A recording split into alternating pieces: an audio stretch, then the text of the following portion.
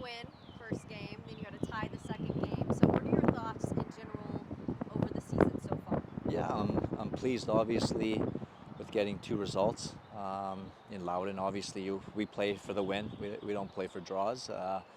But the guys were resilient, so I'm proud of them for being resilient. Obviously, some challenges. We have very low bodies, but we're not going to use that as an excuse. We're going to find ways to get results, and every point matters. Speaking of low bodies, you've got a couple of injuries. Shannon's not going to be a part of the mix. How are you feeling about that moving into this, and how might you have to change things up? I know you can't give us your secret sauce, but answer the best that you can, I guess. Yeah, I mean, we're not going to allow low bodies to serve as an excuse. It's not in our makeup. We're about finding solutions, and hopefully those solutions are executed and put our best foot forward in front of the best fans in the league, and hopefully that means earning 3 points. You had quite a few lineups last year, so it makes sense that you recruit for depth, and not that we're worried about it by any means. So I guess with that being said, you have a couple new faces, especially coming into this weekend versus what you saw last season against the Switchbacks. Yeah, yeah. They also have a couple new faces. What does that mean for this weekend's matchup? How do you size them up, I guess? Colorado's a very, very good team. They're also undefeated with a win and a draw. They have very, very good players. I know they lost some big-time players, but they've also replaced them with some big-time players.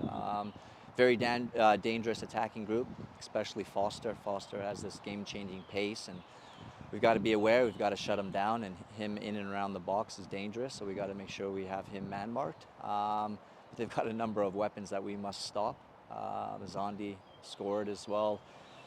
Recently, that's another player making late runs from midfield positions if he ends up dropping back there with Henriquez away due to national team duty. But we know areas that we can exploit, and the idea is to go ahead and perform and execute those actions. And what are some things you think your guys have been doing really well so far this season? And then on the flip side, things that you think they might need to improve on to take that championship Yeah, again this season? I'm proud of their mentality. We preach mentality monsters, something that we have control over, so that's something that we stress. There's certain things we don't have control over, and you'd like certain things to happen, but again, if they're external factors, we don't put our focus there. So I'm proud of their mentality, the mentality monsters. And every game we're going to continue to improve, and as we get more bodies back, there's more things that we'll be able to do. But all in all, very pleased. And what do you have to say about new guy Nico Hansen? I mean, first guy to score the goal this season. Of course, he's done some great things, but what is it specifically that makes him so good? What did you see in him when you were recruiting him that wanted you to bring him to the squad? Yeah, his commitment to both ends of the ball, which is a requirement here in our game model. He's got separation speed, which is something that we were looking for to add in the offseason. Clearly, he brings that. He's a great, great person. He fits our locker room, great culture fit. So all in all, super happy with Nico.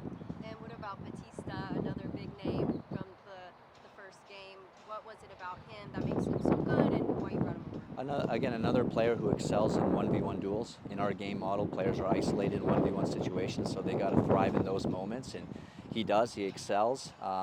Obviously, he's got a lot of pace as well in our backline. That's also a requirement. Recovery runs, ability to match up against fast wingers, which he's done really, really well. And obviously, first game, couple goals is always a nice thing as well. Building off, you mentioned, of course, Switchbacks, a good team, had some changes, but I would imagine, how difficult has it been kind of ascertaining who they are now compared to who they were even just like 6 months ago? Does it feel like somewhat of a continuation of the foundation that Brendan Burke laid and all that, or is it very different now? No, there's a lot of similarities. You have to remember his assistant coach. I believe they've worked together for 10 plus years. So they share, I would imagine, some similar philosophies, doing a lot of similar things. And then any assistant taking over as a head coach, I would imagine there are maybe a few tweaks he does make. Formationally, they are playing a 4-3-3. Could change. Those are things that can change from game to game. The front three in the attack obviously get very, very expansive. They want to get isolation. They're good on wide rotations. Their wide rotations with their winger, their advanced midfielder, and their fullback. You'll see this consistently if we allow them to get into those positions, and if we don't have immediate pressure on the ball, they become dangerous. And then again, the advanced midfielders like making late runs from midfielder positions. A little bit different from last year. They do have Williams, who is their deep line playmaker that wants to get on the ball. And like I said, we've got to stop these guys. we've done our research, we've done our homework like we do each week. We know what they're going to bring, and then we have a plan in place. And now it's about performing and executing that plan.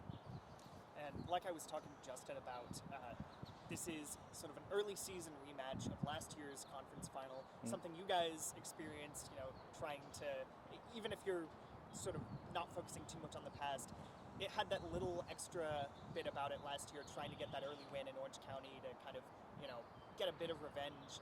How does it feel maybe being on the opposite side of that now, where Colorado Springs might come in with that little chip on their shoulder? Again, external factor. We focus on ourselves, our game plan, and what we need to do. Got a question about a couple more players. I'm calling the game, so Yeah, of I've course. got to ask specifics. But Ja'Cory Hayes and how he's done so far in the midfield, him in relation to PC, what makes him great? What do you got to say about him? Ja'Cory's been excellent for us. Tireless worker. Again, the guys who play in the center of the park for us have to cover a lot of ground. He clearly covers a lot of ground. He's been exceptional in breaking up plays, getting on the ball, and then playing those vertical passes beyond the opponent's last line. He's done outstanding the first 2 games for us, and I expect more or less the same moving forward.